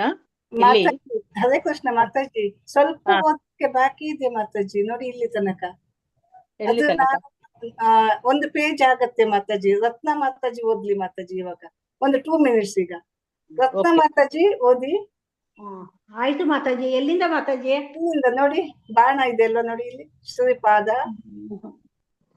ನೆಟ್ವರ್ಕ್ ಸರಿಯಾಗಿಲ್ಲ ಮಾತಾಜಿ. ಓಕೆ ಮಾತಾಜಿ. ಪುರುಷೋತ್ತಮ. ಗಾಯತ್ರಿ ಮಾತಾಜಿ ಓದಿ. ಗಾಯತ್ರಿ ಮಾತಾಜಿ ಹರೇ ಕೃಷ್ಣ ಮಾತಾಜಿ. ಇಲ್ಲಿಂದ ಓದಿ ಮಾತಾಜಿ. ಎಲ್ಲಿಂದ ಮಾತಾಜಿ? ನೋಡಿ, ತಾನು ಪುರುಷೋತ್ತಮ ಎಂದು ಕೃಷ್ಣನಿಗೆ. ಶ್ರೀಪಾದನ ಶ್ರೀಪಾದ ಶ್ರೀಧರ ಸ್ವಾಮಿಗಳು ಅಲ್ಲಿಂದ ಮಾತಾಜಿ. ಮಾತಾಜಿ ಓದಿ. ಶ್ರೀಪಾದ ಶ್ರೀಧರ ಸ್ವಾಮಿಗಳು ಇದನ್ನು ಕುರಿತು ಒಂದು ಒಳ್ಳೆಯ ಕವನವನ್ನು ಬರೆದಿದ್ದಾರೆ. ನನ್ನ ಗೌರವಪೂರ್ವಕ ಪ್ರಣಾಮಗಳನ್ನು ದೇವೋತ್ತಮ ಪರಮಪುರುಷನಿಗೆ ಸಮರ್ಪಿಸುತ್ತೇನೆ. ಅವನಿಗೆ ಭೌತಿಕ ಇಂದ್ರಿಯಗಳಿಲ್ಲ, ಆದರೆ ಎಲ್ಲ ಭೌತಿಕ ಇಂದ್ರಿಯಗಳು ಅವನು ನಿರ್ದೇಶಿಸಿದಂತೆ ಅವನ ಸಂಕಲ್ಪದಿಂದ ಕಾರ್ಯಪ್ರವೃತ್ತವಾಗಿವೆ. ಅವನು ಎಲ್ಲ ಭೌತಿಕ ಇಂದ್ರಿಯಗಳ ಮತ್ತು ಅವಯವಗಳ ಪರಮಶಕ್ತಿ. ಅವನು ಸರ್ವಶಕ್ತನು, ಎಲ್ಲವನ್ನೂ ಮಾಡುವವನು ಅವನೇ. ಆದುದರಿಂದ ಎಲ್ಲರೂ ಅವನನ್ನು ಪೂಜಿಸಬೇಕು. ಆ ಪರಮಪುರುಷನಿಗೆ ನನ್ನ ಗೌರವಪೂರ್ವಕ ಪ್ರಣಾಮಗಳನ್ನು ಸಲ್ಲಿಸುತ್ತೇನೆ. ತಾನು ಪುರುಷೋತ್ತಮ ಎಂದು ಕೃಷ್ಣನೇ ಭಗವದ್ಗೀತೆಯಲ್ಲಿ ಘೋಷಿಸಿದ್ದಾನೆ. ಪುರುಷ ಎಂದರೆ ಗಂಡಸು, ಉತ್ತಮ ಎಂದರೆ ಶ್ರೇಷ್ಠ ಅಥವಾ ವಿಷಯಾತೀತ ಎಂದರ್ಥ. ಭಗವದ್ಗೀತೆಯಲ್ಲಿ ಪ್ರಭುವು ತಾನು ಎಲ್ಲ ಜಡ ಮತ್ತು ಜೀವಂತ ವಸ್ತುಗಳನ್ನು ಮೀರಿದವನು. ಆದುದರಿಂದ ತನಗೆ ಪುರುಷೋತ್ತಮ ಎಂದು ಹೆಸರೊಂದು ಹೇಳಿದ್ದಾನೆ. ಇನ್ನೊಂದು ಸ್ಥಳದಲ್ಲಿ ಪ್ರಭುವು ವಾಯುವು ಎಲ್ಲವನ್ನೂ ಆವರಿಸಿರುವ ಆಕಾಶದಲ್ಲಿ ಇರುವಂತೆ ಪ್ರತಿಯೊಬ್ಬರೂ ತನ್ನಲ್ಲಿದ್ದಾರೆ ಮತ್ತು ನನ್ನ ಆಜ್ಞೆಯಂತೆ ಕೆಲಸ ಮಾಡ್ತಾರೆ ಎಂದು ಹೇಳಿದ್ದಾನೆ. ಮಾತಾಜಿ ಮೇಲೆ ಮಾತಾಜಿ. ಹರೇ ಕೃಷ್ಣ ಮಾತಾಜಿ, ಧನ್ಯವಾದಗಳು ಮಾತಾಜಿ. ಹರೇ ಕೃಷ್ಣ ಮಾತಾಜಿ, ಧನ್ಯವಾದಗಳು. ಈಗ ಮಾತಾಜಿ ಅವರು ಎಕ್ಸ್ಪ್ಲೈನ್ ಮಾಡ್ತಾರೆ. ಓದ್ಲಿ ಮಾತಾಜಿ, ಅವರಿಗೆ ಸ್ವಲ್ಪವೇ ಸಿಕ್ಕಿತಲ್ಲ, ಓದ್ಲಿ ಮಾತಾಜಿ, ಅದು ಚಿಕ್ಕದಲ್ಲ. ಮಾತಾಜಿ ತಾನು ಪುರುಷೋತ್ತಮ, ಅದು ಓದ್ಲಿ. ಇದು ವೇದಗಳ ಸಾಕಾರ. ವೇದಗಳ ಸಾಕಾರ ರೂಪಗಳು ಮುಂದುವರೆದು ಹೀಗೆಂದವು. ಪ್ರಿಯ ಪ್ರಭುವೇ, ನೀನು ಯಾವ ಒಂದು ಜೀವಿಗೂ ಪಕ್ಷಪಾತವನ್ನು ತೋರಿಸದೆ ಎಲ್ಲರನ್ನೂ ಸಮಾನಾಗಿ ಕಾಣುತ್ತೆ. ನಿನ್ನ ವಿಭಿನ್ನಾಂಶಗಳಾಗಿ ಎಲ್ಲ ಜೀವಿಗಳು ವಿವಿಧ ಸ್ಥಿತಿಗಳಲ್ಲಿ ಸಂತೋಷ ಪಡುತ್ತಾರೆ ಅಥವಾ ದುಃಖ ಪಡುತ್ತಾರೆ. ಅವೆಲ್ಲವೂ ಬೆಂಕಿಯ ಉರಿಯಿಂದ ಹೊಮ್ಮುವ ಕಿಡಿಗಳಂತೆ ದಗದಗಿಸಿ ಉರಿಯುವ ಜ್ವಾಲೆಯ ಸುತ್ತ ಕಿಡಿಗಳು ಕುಣಿದಾಡುವಂತೆ ನಿನ್ನನ್ನು ಆಧರಿಸಿ ಜೀವಿಗಳು ನರ್ತಿಸುತ್ತಿದ್ದಾರೆ. ಅವರಿಗೆ ಬೇಕಾದ್ದನ್ನೆಲ್ಲವನ್ನೂ ನೀನು ಅವರಿಗೆ ನೀಡುತ್ತಿರುವೆ. ಆದರೂ ಜೀವಿಗಳ ಸುಖ ದುಃಖಗಳಿಗೆ ನೀನು ಹೊಣೆಗಾರನಲ್ಲ. ಜೀವಿಗಳಲ್ಲಿ ಬೇರೆ ಬೇರೆ ವಿಧಗಳುಂಟು. ದೇವತೆಗಳು, ಮನುಷ್ಯರು, ಪ್ರಾಣಿಗಳು, ಮರಗಳು, ಹಕ್ಕಿಗಳು, ಕ್ರಿಮಿಕೀಟಗಳು ಮತ್ತು ಜಲಚರಗಳು ಇತ್ಯಾದಿ ಎಲ್ಲರಿಗೂ ನೀನೇ ಆಧಾರ. ಎಲ್ಲರೂ ಸುಖವನ್ನು ಸಂತೋಷವನ್ನು ಅನುಭವಿಸುತ್ತಿದ್ದಾರೆ. ಜೀವಿಗಳಲ್ಲಿ ಎರಡು ವಿಧ. ಒಂದು ವರ್ಗ ನಿತ್ಯ ಮುಕ್ತರಾದರದು, ಇನ್ನೊಂದು ನಿತ್ಯ ಬದ್ಧರದು. ನಿತ್ಯ ಮುಕ್ತರು ಆಧ್ಯಾತ್ಮಿಕ ಜಗತ್ತಿನಲ್ಲಿರುವವರು, ನಿತ್ಯ ಬದ್ಧರು ಭೌತಿಕ ಜಗತ್ತಿನಲ್ಲಿ ಇರುತ್ತಾರೆ. ಹರೇ ಕೃಷ್ಣ ಮಾತಾಜಿ, ಧನ್ಯವಾದಗಳು. ಹರೇ ಕೃಷ್ಣ ಮಾತಾಜಿ, ಧನ್ಯವಾದ. ಎಕ್ಸ್ಪ್ಲೈನ್ ಮಾಡಿ ಮಾತಾಜಿ. ಓಕೆ ನೋಡಿ, ಇಲ್ಲಿ ಕೃಷ್ಣ ದೇವೋತ್ತಮ ಪರಮಪುರುಷ 86ನೇ ಅಧ್ಯಾಯ ವೇದಗಳ ಪ್ರಾರ್ಥನೆ, ಅಲ್ಲಿ ಅರ್ಧ ಆಗಿದೆ, ಅರ್ಧ ಬಾಕಿ ಇದೆ ಇನ್ನು ಸಹ. ಇದಕ್ಕೆ ಈ ವೇದಗಳ ಪ್ರಾರ್ಥನೆ ಅದರ ಪ್ರಕಾರ ಶ್ರೀಧರ ಸ್ವಾಮಿಗಳು ಒಂದು ಒಳ್ಳೆಯ ಪದ್ಯವನ್ನು ರಚಿಸಿದ್ದಾರೆ. ಕೆಲವರು ಈ ಭೌತಿಕ ಜಗತ್ತು ಸುಳ್ಳು ಅಂತೇಳಿ, ಮಿಥ್ಯ ಅಂತೇಳಿ ಭಾವಿಸ್ತಾರೆ. ಇನ್ನು ಕೆಲವರು ಸತ್ಯವಾಗಿ ಪ್ರಕಟವಾಗುವ ಆ ದೇವೋತ್ತಮ ಪರಮ ಪುರುಷನನ್ನು ಪೂಜಿಸ್ತಾರೆ. ಪ್ರಕಟವಾಗುವ ದೇವೋತ್ತಮ ಪರಮ ಪುರುಷನನ್ನು ನಾನು ಪೂಜಿಸ್ತೇನೆ. ಈ ಭೌತಿಕ ಜಗತ್ತು ಅದು ಸುಳ್ಳು ಎನ್ನುವ, ಮಿಥ್ಯ ಎನ್ನುವ ಭಾವನೆಗೆ ತಿಳುವಳಿಕೆ ಇಲ್ಲದಿರುವುದೇ ಈ ಕಾರಣ. ಆದ್ರೆ ಕೃಷ್ಣ ಪ್ರಜ್ಞೆಯಲ್ಲಿ ಯಾರು ಪ್ರಬುದ್ಧನಾದವನು, ಅವನು ಪ್ರತಿಯೊಂದು ವಸ್ತುವಿನಲ್ಲಿ ಕೂಡ ದೇವೋತ್ತಮ ಪರಮ ಪುರುಷನನ್ನು ಅವನು ಕಾಣ್ತಾನೆ. ಇಲ್ಲಿದೆ ವೇದದ ಸರ್ವಂ ಕಲ್ವಾ ಇದಂ ಬ್ರಹ್ಮ, ಅಂದ್ರೆ ಪ್ರತಿಯೊಂದು ಬ್ರಹ್ಮನೇ ಎನ್ನುವ ನುಡಿಯ ಸಾಕ್ಷಾತ್ಕಾರ. ಈಗ ವೇದಗಳ ಸಾಕಾರ ರೂಪಗಳು ಏನ್ ಹೇಳಿದವು? ಪ್ರಿಯ ಪ್ರಭುವೇ, ಸಾಕಷ್ಟು ಬುದ್ಧಿ ಇರುವವರು ಆತ್ಮ ಸಾಕ್ಷಾತ್ಕಾರಕ್ಕೆ ಬೇರೆ ದಾರಿಗಳನ್ನು ಅವರು ಅನುಸರಿಸ್ತಾರೆ. ಬುದ್ಧಿ ಇಲ್ಲದೆ ಇರುವವರು ಬೇರೆ ದಾರಿಗಳನ್ನು ಅನುಸರಿಸ್ತಾರೆ ಆತ್ಮ ಸಾಕ್ಷಾತ್ಕಾರಕ್ಕೆ. ಮನುಷ್ಯನು ಪರಿಶುದ್ಧ ಭಕ್ತನಾಗದಿದ್ರೆ ಭೌತಿಕ ಈ ಮೈಲಿಗೆಯಿಂದ ಅವನು ಪರಿಶುದ್ಧನಾಗುವುದಾಗ್ಲಿ ಅಥವಾ ಈ ಜನನ ಮರಣದ ಚಕ್ರವನ್ನು ನಿಲ್ಲಿಸುವುದಕ್ಕಾಗ್ಲಿ ಸಾಧ್ಯ ಆಗುವುದಿಲ್ಲ. ಪ್ರಿಯ ಪ್ರಭುವೇ, ಎಲ್ಲಕ್ಕೂ ನಿನ್ನ ವಿವಿಧ ಸಾಮರ್ಥ್ಯಗಳು ಅವುಗಳೇ ಆಧಾರ. ಎಲ್ಲಕ್ಕೂ ಆಧಾರವು ನೀನು. ವೇದಗಳಲ್ಲಿ ಏಕೋ ಬಹುನಾಂ ಯೋ ವಿದದಾತಿ ಕಾಮನ್ ಎಂದು ಹೇಳಿದೆ. ಆದುದರಿಂದ ಇಲ್ಲಿ ದೇವತೆಗಳಾಗ್ಲಿ ಮನುಷ್ಯರು ಮತ್ತು ಪ್ರಾಣಿಗಳು ಎಲ್ಲದಕ್ಕೂ ಆಧಾರ ನೀನೇ, ಅಂದ್ರೆ ಭಗವಂತನೇ. ಪಾಲಿಸುವವನು ಕೂಡ ನೀನೇ, ಪ್ರತಿಯೊಬ್ಬನಿಗೂ ಕೂಡ ನೀನೇ ಆಧಾರ. ಪ್ರತಿಯೊಬ್ಬನ ಹೃದಯದಲ್ಲಿ ಕೂಡ ನೀನಿದ್ದೀಯಾ, ನೆಲೆಸಿದ್ಯಾ. ಇಡೀ ಸೃಷ್ಟಿಗೆ ನೀನೇ ಬೇರು, ಹೆಜ್ಜೆ. ಆದ್ದರಿಂದ ನಾವು ಹೆಜ್ಜೆ ತಪ್ಪದೆ ನಿನ್ನ ಭಕ್ತಿಪೂರ್ವಕ ಸೇವೆಯಲ್ಲಿ ನಿರತರಾದವರು ಯಾರಿದ್ದಾರೋ ಅವರು ಸದಾ ಭಗವಂತನನ್ನು ನಿನ್ನನ್ನು ಪೂಜಿಸುವವರು. ಇಂತಹ ಭಕ್ತರು ವಿಶ್ವವೃಕ್ಷದ ಬೇರುಗಳಿಗೆ ನೀರು ಎರೆಯುವವರು. ಆದುದರಿಂದ ಭಕ್ತಿಪೂರ್ವಕವಾದ ಸೇವೆಯಿಂದ ಮನುಷ್ಯನು ದೇವೋತ್ತಮ ಪರಮ ಪುರುಷನನ್ನು ಮಾತ್ರವಲ್ಲ, ಇತರ ಎಲ್ಲರನ್ನು ಕೂಡ ಅವರು ತನ್ನಿಸ್ತಾರೆ. ಏಕೆಂದ್ರೆ ಪ್ರತಿಯೊಬ್ಬನಿಗೂ ಆಧಾರ, ಪ್ರತಿಯೊಬ್ಬನ ಪಾಲಕ ದೇವೋತ್ತಮ ಪರಮ ಪುರುಷ. ಅವನು ಸರ್ವವ್ಯಾಪಿಯಾಗಿ ಇದ್ದಾನೆ. ಈ ಲಕ್ಷಣವನ್ನು ಭಕ್ತನು ಅರ್ಥ ಮಾಡಿಕೊಳ್ಳುವುದರಿಂದ ಅತ್ಯಂತ ಪ್ರಾಯೋಗಿಕ ದಾನಿ ಮತ್ತೆ ಪರೋಪಕಾರಿ. ಕೃಷ್ಣ ಪ್ರಜ್ಞೆಯಲ್ಲಿ ಸಂಪೂರ್ಣವಾಗಿ ಯಾರು ನಿರತರಾಗಿರುವಂತಹ ಪರಿಶುದ್ಧ ಭಕ್ತರು ಈ ಜನನ ಮರಣ ಎಂಬ ಚಕ್ರದಿಂದ ಅವರು ಸುಲಭವಾಗಿ ಅದನ್ನು ಗೆದ್ದುಕೊಂಡು ಸಾವಿನ ತಲೆಯ ಮೇಲೆಯೇ ಹಾರುತ್ತಾರೆ. ಈಗ ಭಕ್ತನಿಗೆ ಸಾವಿನ ವಿಷಯದಲ್ಲಿ ಅಥವಾ ದೇಹವನ್ನು ಬದಲಾಯಿಸುವ ವಿಷಯದಲ್ಲಿ ಭಕ್ತನಾದವನಿಗೆ ಭಯವಿಲ್ಲ. ಅವನ ಪ್ರಜ್ಞೆ ಕೃಷ್ಣ ಪ್ರಜ್ಞೆಯಾಗಿ ಮಾರ್ಪಾಡಾಗ್ತದೆ. ಅವನು ಭಗವದ್ಧಾಮಕ್ಕೆ ಹಿಂದಿರುಗಿ ಹೋಗದಿದ್ರು ಕೂಡ, ಇನ್ನೊಂದು ಭೌತಿಕ ದೇಹವನ್ನು ಪ್ರವೇಶಿಸಿದ್ರು ಕೂಡ ಅವನಿಗೆ ಯಾವ ಭಯವೆಂಬುದು ಇಲ್ಲ. ಇದಕ್ಕೆ ಸ್ಪಷ್ಟವಾದ ಉದಾಹರಣೆ ಭರತ ಮಹಾರಾಜನನ್ನು ಕೊಟ್ಟಿದ್ದಾರೆ. ಅವನು ಮರು ಜನ್ಮದಲ್ಲಿ ಜಿಂಕೆಯಾದ್ರೂ ಕೂಡ ಮುಂದಿನ ಜನ್ಮದಲ್ಲಿ ಎಲ್ಲಾ ಭೌತಿಕ ಕಸ್ಮಲದ ಸೋಂಕಿನಿಂದ ಸಂಪೂರ್ಣವಾಗಿ ಬಿಡುಗಡೆ ಹೊಂದಿ ಭಗವಂತನ ರಾಜ್ಯಕ್ಕೆ ಹೇರಿ ಹೋಗ್ತಾನೆ. ಆದುದರಿಂದ ಭಕ್ತನಿಗೆ ಯಾವಾಗ್ಲೂ ಸೋಲು ಎಂಬುದೇ ಇಲ್ಲ ಅಂತ ಹೇಳಿ ಭಗವದ್ಗೀತೆ ಹೇಳ್ತದೆ. ಆಧ್ಯಾತ್ಮಿಕ ರಾಜ್ಯಕ್ಕೆ, ಭಗವದ್ಧಾಮಕ್ಕೆ ಭಕ್ತನ ಹಾದಿಯು ಅದು ಖಾತರಿ. ಭಕ್ತ ಅವನು ಒಂದು ಜನ್ಮದಲ್ಲಿ ತಪ್ಪು ಮಾಡಬಹುದು. ಅವನು ಕೃಷ್ಣ ಪ್ರಜ್ಞೆಯಲ್ಲಿ ಮುಂದುವರಿಯುವುದರಿಂದ ಅವನು ಮತ್ತೆ ಭಗವದ್ಧಾಮಕ್ಕೆ ಹೋಗಲು ಮೇಲೆ ಇರ್ತಾನೆ. ಯಾಕೆಂದ್ರೆ ಅವನು ಮತ್ತೆ ಪುನಃ ಕೃಷ್ಣ ಪ್ರಜ್ಞೆಯಲ್ಲೇ ಮುಂದುವರಿಬೇಕು. ಭಕ್ತನು ತನ್ನ ವೈಯಕ್ತಿಕ ಬದುಕನ್ನು ಪವಿತ್ರಗೊಳಿಸುವುದಷ್ಟೇ ಅಲ್ಲ, ಅವನ ಶಿಷ್ಯನಾದವನು ಸಹ ಕಡೆಗೆ ಪರಿಶುದ್ಧನಾಗಿ ಕಷ್ಟವಿಲ್ಲದೆ ಅವನು ಕೂಡ ಭಗವಂತನ ಆ ರಾಜ್ಯವನ್ನು ಪ್ರವೇಶಿಸಲು ಸಮರ್ಥನಾಗ್ತಾನೆ. ಯಾರು ಪರಿಶುದ್ಧ ಭಕ್ತರು ಸುಲಭವಾಗಿ ಸಾವನ್ನು ಮೀರುವುದಷ್ಟೇ ಅಲ್ಲ, ಅವನ ಕೃಪೆಯಿಂದ ಅವನ ಹಿಂಬಾಲಕರು ಕೂಡ ಕಷ್ಟವಿಲ್ಲದೆ ಅದನ್ನು ಮಾಡ್ಲಿಕ್ಕೆ ಸಾಧ್ಯ. ಭಕ್ತಿಪೂರ್ವಕ ಸೇವೆಯ ಶಕ್ತಿ ಎಷ್ಟು ಅಂತ ಹೇಳಿದ್ರೆ, ಪರಿಶುದ್ಧ ಭಕ್ತರು ಅವನು ಅಜ್ಞಾನ ಸಾಗರವನ್ನು ದಾಟಲು ತಾನು ಮಾಡುವ ಆ ದಿವ್ಯ ಉಪದೇಶದಿಂದ ಇನ್ನೊಬ್ಬನಿಗೆ ಕೂಡ ಅವನು ಚೈತನ್ಯವನ್ನು ನೀಡುವವನಂತಾಗ್ತಾನೆ. ಹಾಗೆ ಪರಿಶುದ್ಧ ಭಕ್ತನು ತನ್ನ ಶಿಷ್ಯನಿಗೆ ಮಾಡುವ ಉಪದೇಶವು ಕೂಡ ತುಂಬಾ ಸರಳವಾದದ್ದು. ಪರಿಶುದ್ಧ ಭಕ್ತನ ಹೆಜ್ಜೆಯನ್ನಿಟ್ಟು ನಡೆಯಲು ಯಾರಿಗೂ ಕೂಡ ಕಷ್ಟ ಆಗುವುದಿಲ್ಲ.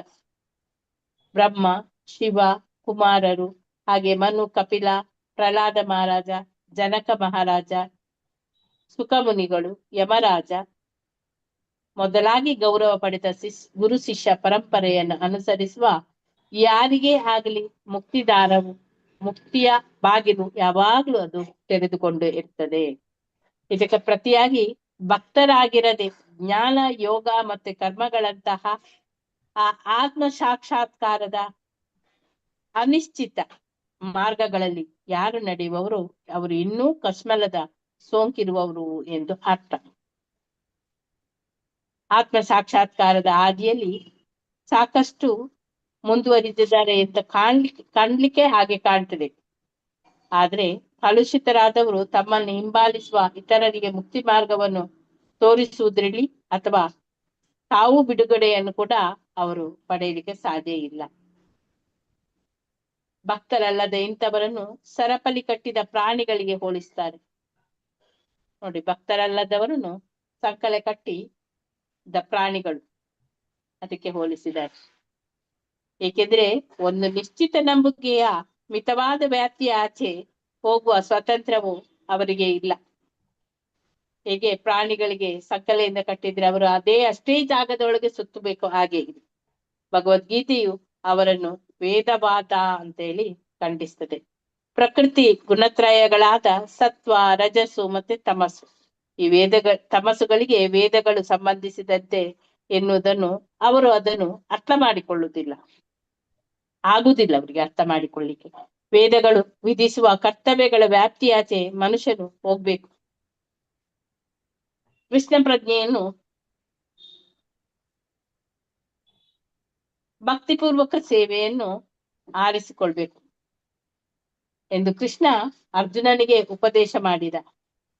ಭಗವದ್ಗೀತೆಯಲ್ಲಿ ನಿಸ್ತ್ರೈ ಗುಣಿಯೋ ಭವಾರ್ಜುನ ಅಂತ ಹೇಳಿದೆ. ಪ್ರೀತಿ ಅರ್ಜುನ, ವೇದ ವಿಧಿಗಳನ್ನು ಮೀರಲು ಪ್ರಯತ್ನಿಸು.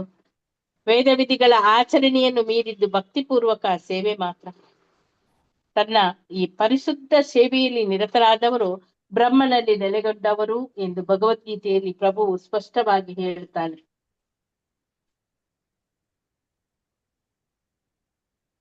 ವಾಸ್ತವವಾಗಿ ಬ್ರಹ್ಮ ಸಾಕ್ಷಾತ್ಕಾರ ಎಂದರೆ ಭಕ್ತಿಪೂರ್ವಕ ಸೇವೆಯಲ್ಲಿ ನಿರತರಾಗಿ ಇರುವುದು.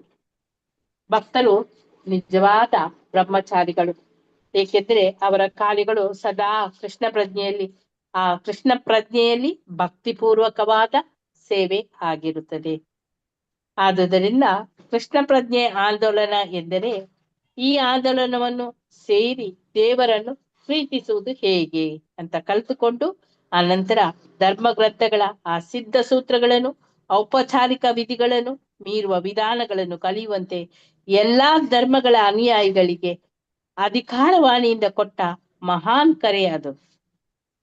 ಈಗ ಕೃಷ್ಣ ಪ್ರಜ್ಞಾ ಆಂದೋಲನ ಅಂದ್ರೆ ಏನು ಅಂತೇಳಿ ಗೊತ್ತಾಯ್ತು.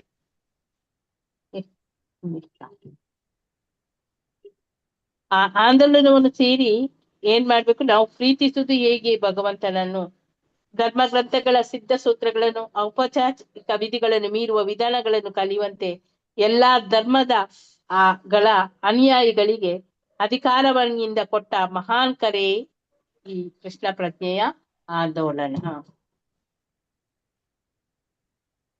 ಸಿದ್ಧ ರೂಪದ ಮಾಮೂಲಿ ಧಾರ್ಮಿಕ ತತ್ವಗಳನ್ನು ದಾಟಲಾರದವನನ್ನು ಯಜಮಾನನು ಸರಪಳಿಯಿಂದ ಕಟ್ಟಿ ಹಾಕಿದ ಪ್ರಾಣಿಗಳಿಗೆ ಹೋಲಿಸ್ತಾನೆ. ಎಲ್ಲಾ ಧರ್ಮಗಳ ಗುರಿಯು ಭಗವಂತನನ್ನು ಅರ್ಥ ಮಾಡಿಕೊಂಡು ಮನುಷ್ಯನಲ್ಲಿ ಸೂಕ್ತವಾಗಿರುವ ದೈವ ಪ್ರೇಮವನ್ನು ಬೆಳೆಸುವುದು. ಎಲ್ಲ ಧರ್ಮಗಳ ಗುರಿ ಒಂದೇ, ಭಗವಂತನನ್ನು ನಾವು ಅರ್ಥ ಮಾಡಿಕೊಳ್ಬೇಕು. ನಮ್ಮಲ್ಲಿ ಮನುಷ್ಯರಲ್ಲಿ ಅಡಗಿ ಕೂತ್ಕೊಂಡಿರುವಂತಹ ದೈವ ಪ್ರೇಮವನ್ನು ನಾವು ಬೆಳೆಸ್ಬೇಕು. ಧರ್ಮದ ಸೂತ್ರಗಳಿಗೆ, ವಿಧಿಗಳಿಗೆ ಮನುಷ್ಯನು ಬದ್ಧನಾಗಿ ಭಗವತ್ ಪ್ರೇಮದ ಸ್ಥಿತಿಗೆ ಅವನ ತರದೇ ಇದ್ರೆ ಅವನು ಸರಪಳಿಯಲ್ಲಿ ಬಂಧಿಸಿದಂತ ಪ್ರಾಣಿ ಅಂತ ಹೇಳಿ ಅಲ್ಲಿ ಪರಿಗಣಿಸಲ್ಪಡ್ತಾನೆ. ಕೃಷ್ಣ ಪ್ರಜ್ಞೆಯಲ್ಲಿ ಇಲ್ಲದ ಮನುಷ್ಯನು ಈ ಭೌತಿಕ ಜೀವನದ ಕಲ್ಮಸದಿಂದ ಬಿಡುಗಡೆ ಅಂತೂ ಹೊಂದಲಿಕ್ಕೆ ಅರ್ಹನೇ ಆಗಿರುವುದಿಲ್ಲ. ಇಲ್ಲಿ ಶ್ರೀಧರ ಸ್ವಾಮಿಗಳು ಒಂದು ಸುಂದರವಾದ ಕವನದಲ್ಲಿ ಹೀಗೆ ಹೇಳ್ತಾರೆ: ಇತರರು ಕಠಿಣ ವ್ರತಗಳನ್ನು ಕೈಗೊಳ್ಳಲಿ, ಬೆಟ್ಟಗಳ ಮೇಲಿಂದ ಬಿದ್ದು ಪ್ರಾಣವನ್ನು ಬೇಕಾದ್ರೂ ಕಳೆದುಕೊಳ್ಳಲಿ. ಹರೇ ಕೃಷ್ಣ. ಮ್ಯೂಟ್ ಮಾಡ್ಕೊಳ್ಳಿ. ಬೆಟ್ಟಗಳ ಮೇಲಿಂದ ಬಿದ್ದು ಪ್ರಾಣಗಳನ್ನು ಬೇಕಾದ್ರೆ ಕಳೆದುಕೊಳ್ಳಲಿ, ಮುಕ್ತಿಗಾಗಿ ಬೇಕಾದ್ರೆ ಪವಿತ್ರ ಸ್ಥಳಗಳಿಗೆ ಯಾತ್ರೆ ಬೇಕಾದ್ರೆ ಹೋಗ್ಲಿ, ಇಲ್ಲವೇ ಆ ತತ್ವಜ್ಞಾನ ಮತ್ತೆ ವೈದಿಕ ಸಾಹಿತ್ಯಗಳ ಅಧ್ಯಯನದಲ್ಲಿ ಮುಳುಗಿಬೇಕಾದ್ರೆ ಇರ್ಲಿ. ಯೋಗಿಗಳು ತಮ್ಮ ಧ್ಯಾನದ ಸೇವೆಯಲ್ಲಿ ಮಗ್ನರಾಗಿರಲಿ. ವಿವಿಧ ಪಂಥಗಳು ಯಾವುದು ಅತ್ಯುತ್ತಮ ಎನ್ನುವ ವ್ಯಕ್ತ ಚರ್ಚೆಯಲ್ಲಿ ತೊಡಗಬೇಕಾದ್ರೆ ಇರ್ಲಿ. ಕೃಷ್ಣ ಪ್ರಜ್ಞೆ ಒಂದು ಇಲ್ಲದೆ ಇದ್ರೆ, ಭಕ್ತಿಪೂರ್ವಕವಾದ ಸೇವೆಯಲ್ಲಿ ನಿರತನಾಗಿ ಇಲ್ಲದಿದ್ರೆ ದೇವೋತ್ತಮ ಪರಮ ಪುರುಷನ ಕರುಣೆ ಇಲ್ಲವಾದ್ರೆ ಮನುಷ್ಯನು ಆ ಜ್ಞಾನ ಎಂಬ ಸಾಗರವನ್ನು ದಾಟ್ಲಿಕ್ಕೆ ಆಗದು. ಇದು ಖಂಡಿತ ಅಂತ ಹೇಳಿ. ಆದುದರಿಂದ ಯಾರು ಜಾಣನಾಗಿದ್ದಾನೋ ಅವನು ಎಲ್ಲಾ ಮಾಮೂಲಿ ಯೋಚನೆಗಳನ್ನು ಬಿಟ್ಟು ವಾಸ್ತವ ಮುಕ್ತಿಗಾಗಿ ಕೃಷ್ಣ ಪ್ರಜ್ಞೆಯ ಆಂದೋಲನವನ್ನು ಅವನು ಸೇರುತ್ತಾನೆ. ಸಕಾಲ ವೇದಗಳು ತಮ್ಮ ಪ್ರಾರ್ಥನೆಯನ್ನು ಮುಂದುವರಿಸಿದವು. ಪ್ರಿಯ ಪ್ರಭು, ವೇದಗಳು ನಿನ್ನ ನಿರಾಕಾರ ಸ್ವರೂಪವನ್ನು ವಿವರಿಸ್ತದೆ. ನಿನಗೆ ಕೈಗಳು ಇಲ್ಲದಿದ್ರು ಕೂಡ ನಿನ್ಗೆ ಅರ್ಪಿಸಿದಂತ ಎಲ್ಲಾ ಆಹುತಿಗಳನ್ನು ನೀನು ಸ್ವೀಕರಿಸ್ತೀಯ.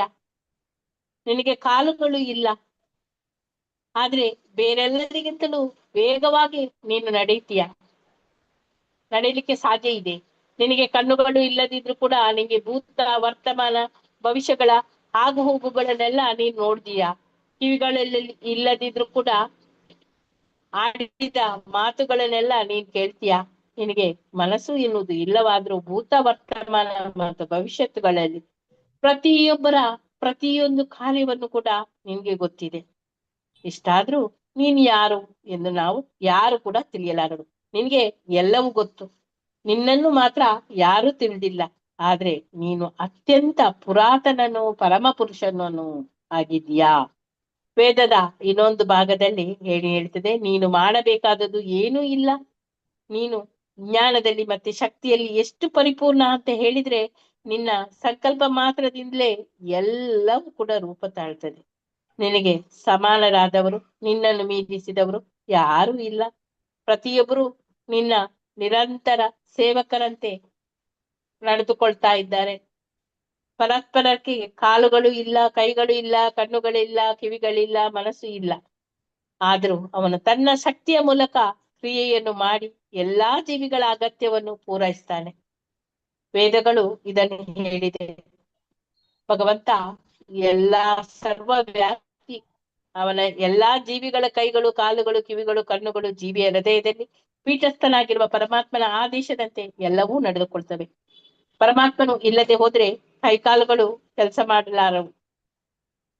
ಆದ್ರೆ ದೇವೋತ್ತಮ ಪರಮ ಪುರುಷನು ಎಷ್ಟು ಶ್ರೇಷ್ಠ, ಸ್ವತಂತ್ರ ಮತ್ತು ಪರಿಪೂರ್ಣ ಎಂದರೆ ಕಣ್ಣುಗಳು ಮತ್ತು ಕೈಕಾಲುಗಳು ಇಲ್ಲದಿದ್ರು ಕೂಡ ಅವನು ತನ್ನ ಕೆಲಸ ಕಾರ್ಯಗಳಿಗೆ ಇತರರನ್ನು ಅವಲಂಬಿಸ್ಬೇಕು ಅಂತೇಳಿ ಏನಿಲ್ಲ. ಪ್ರತಿಯಾಗಿ ಇತರರು ತಮ್ಮ ಇಂದ್ರಿಯಗಳ ಚಟುವಟಿಕೆಗಳಿಗೆ ಅವನನ್ನು ಅವಲಂಬಿಸಿರುತ್ತಾರೆ.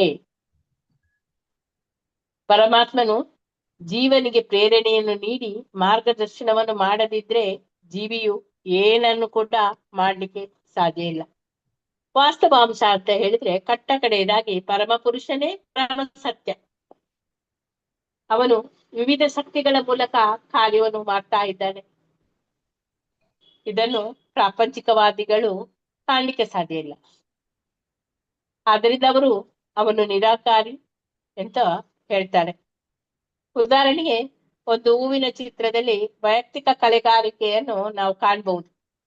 ಆ ಬಣ್ಣಗಳ ಹೊಂದಾಣಿಕೆಯಾಗಿ ಅದರ ಆಕಾರ ಮೊದಲಾದವುಗಳಿಗೆ ಕಲೆಗಾರರ ಬಹು ಸೂಕ್ಷ್ಮ ಗಮನ ಅದಕ್ಕೆ ಅಗತ್ಯ ಅಂತೇಳಿ ನಾವು ಅರ್ಥ ಮಾಡ್ಕೊಳ್ಬಹುದು. ಅರಳುವ ವಿವಿಧ ಹೂಗಳ ಚಿತ್ರದಲ್ಲಿ ಕಲಾವಿದನ ಕೆಲಸ ಅಲ್ಲಿ ಸ್ಪಷ್ಟವಾಗಿ ಕಾಣ್ತದೆ.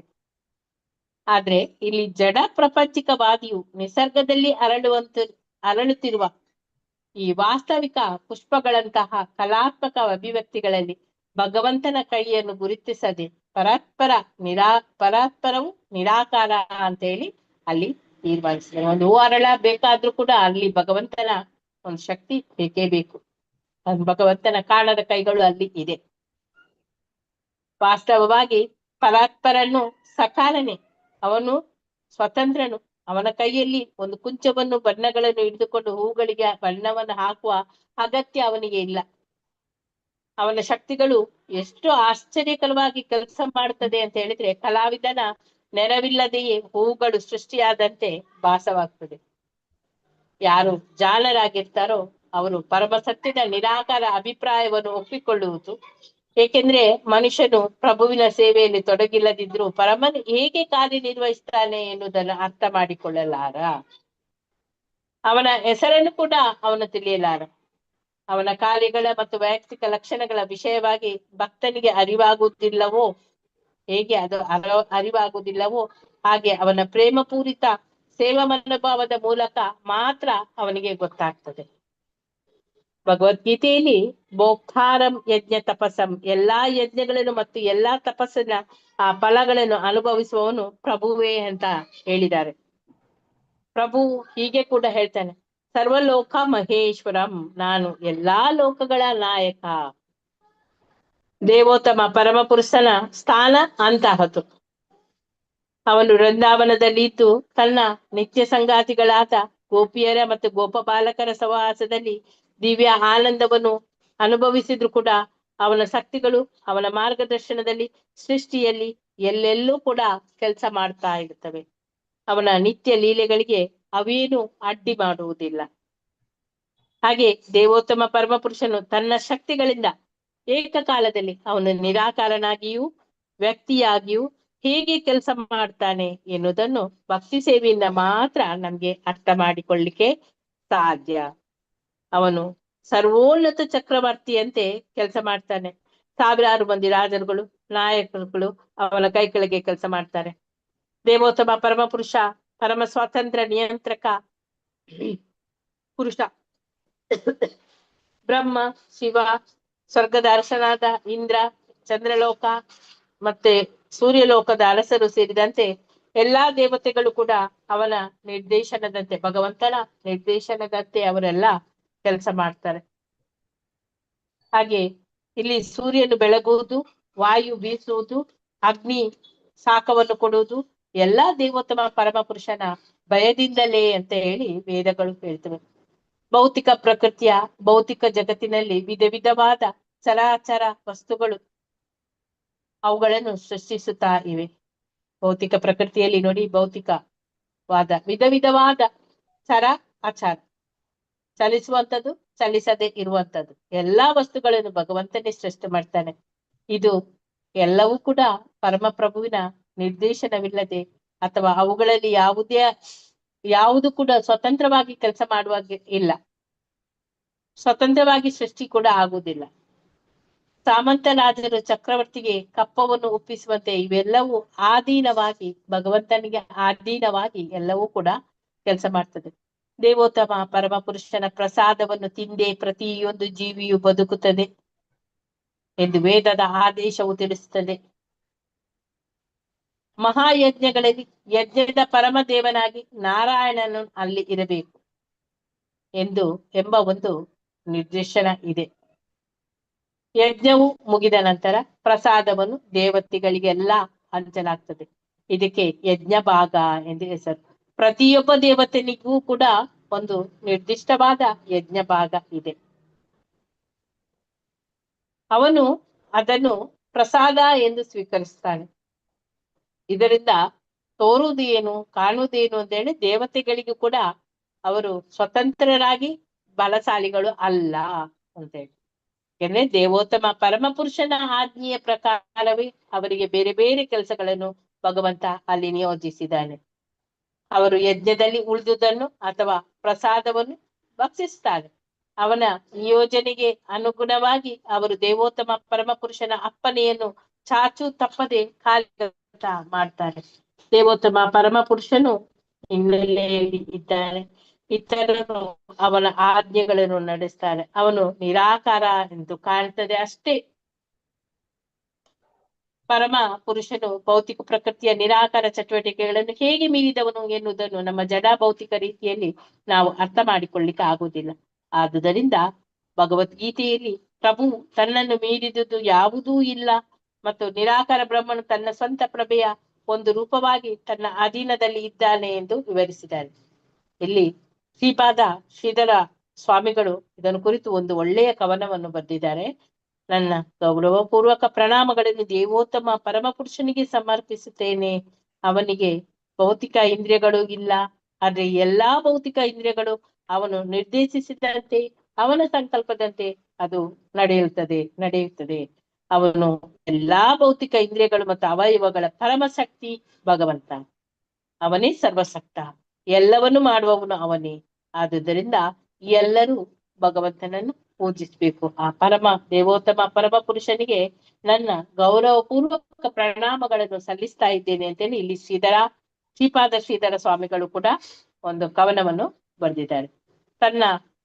ತಾನು ಪುರುಷೋತ್ತಮ ಎಂದು ಕೃಷ್ಣನೇ ಭಗವದ್ಗೀತೆಯಲ್ಲಿ ಘೋಷಿಸಿದ್ದಾನೆ.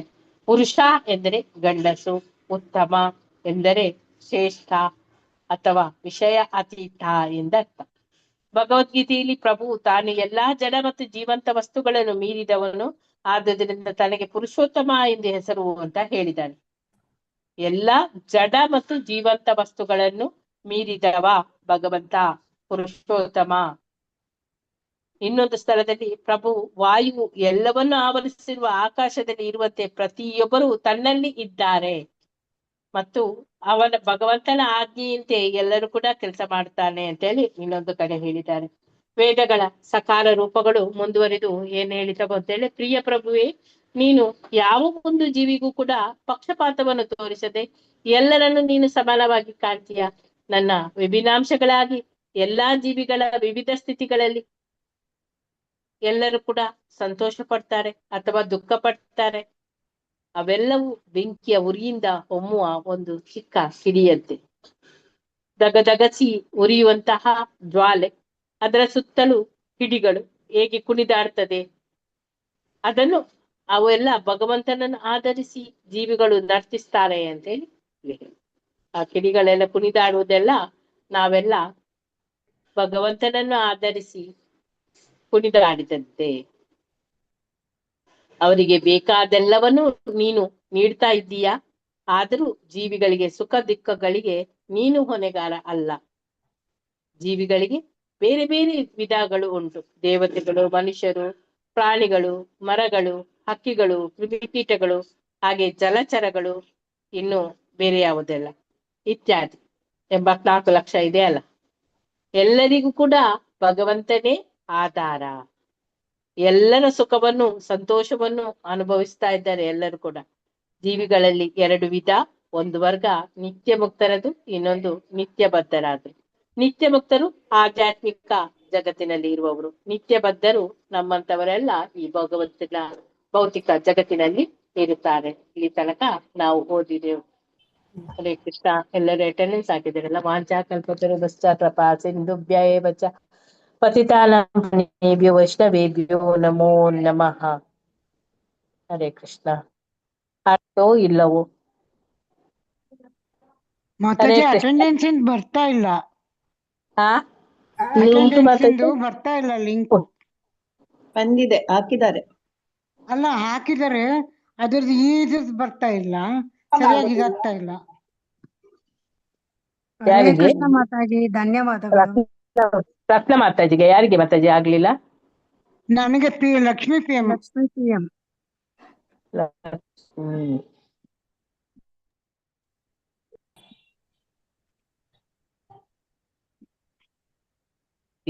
ಫೋನ್ ನಂಬರ್ ಹೇಳಿ ಮಾತಾಜಿ. 9731 922 922 9731 922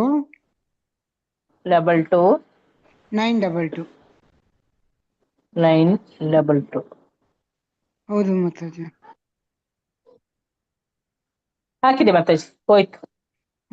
ಧನ್ಯವಾದಗಳು ಮಾತಾಜಿ. 2-3 ಸರ್ತಿ ಪ್ರಯತ್ನ ಮಾಡಿದೆ, ಈಗಲೂ ಬರ್ತಾ ಇಲ್ಲ ನಮ್ದಕ್ಕೆ ಯಾಕೋ. ಓಕೆ, ಹಾಕಿ. ಧನ್ಯವಾದ ಮಾತಾಜಿ. ಹರೇ ಧನ್ಯವಾದಗಳು ಮಾತಾಜಿ. ಹರೇ ಕೃಷ್ಣ. ಹರೇ ಕೃಷ್ಣ. ಹರೇ ಕೃಷ್ಣ, ಧನ್ಯವಾದಗಳು ಮಾತಾಜಿ. ಹರೇ ಕೃಷ್ಣ. ನಾಳೆ ಒಂದುಂಟು, ನಾಳೆ ಸೇರೋಣ. ಮಳೆ ಇಲ್ಲಿ ತುಂಬಾ, ಇಲ್ಲಿ ಸಹ ಮಳೆ ಬರ್ತಾ ಉಂಟು ಮಾತಾಜಿ. ಬೆಳಗ್ಗಿಂದ ಮಳೆನೇ ಮಾತಾಜಿ ಇಲ್ಲಿ. ಕೃಷ್ಣ ಮಾತಾಜಿ, ಧನ್ಯವಾದಗಳು. ಎಲ್ಲರಿಗೂ ಧನ್ಯವಾದಗಳು ಮಾತಾಜಿ. ಅನಂತ ಕೋಟಿ ಭಕ್ತ ವೃಂದಕ್ಕೆ ಜಯ. ನಾಮಾಚಾರ್ಯ ಹರಿದಾಸ್ ಠಾಕೂರ್ ಕಿ ಜಯ. ಇಸ್ಕಾನ್ ಫೌಂಡರ್ AC ಭಕ್ತಿ ವೇದಾಂತ ಶ್ರೀಲ ಪ್ರಭುಪಾದ್ ಕಿ ಜಯ. ಹರೇ ಕೃಷ್ಣ. ಕೃಷ್ಣ ಬುಕ್ ದೇವೋತ್ತಮ ಪರಮ ಪುರುಷ. ಈ ಪುಸ್ತಕವನ್ನು ನಮ್ಗೆ ಶ್ರೀಲ ಪ್ರಭುಪಾದ್ರು ಎಷ್ಟು ಚಂದದಲ್ಲಿ ಮಾಡಿಕೊಟ್ಟಿದ್ದಾರೆ ಅಲ್ಲವಾ? ವೇದಗಳ ಪ್ರಾರ್ಥನೆ ಏನೆಲ್ಲ ಇದೆ ಅಂತ ಹೇಳಿ ಗೊತ್ತಾಯ್ತು. ಏನಾದ್ರೂ ಡೌಟ್ ಇದೆಯಾ ಇವತ್ತಿನದ್ರಲ್ಲಿ? ಇಲ್ಲ ಮಾತಾಜಿ. ಓಕೆ, ಹರೇ ಕೃಷ್ಣ. ಹರೇ ಕೃಷ್ಣ ಮಾತಾಜಿ, ಧನ್ಯವಾದಗಳು ಮಾತಾಜಿ. ಕ್ಲಾಸ್ ಎಂಡ್ ಮಾಡಿ ಮಾತಾಜಿ. ಎಂಡ್ ಮಾಡಿ.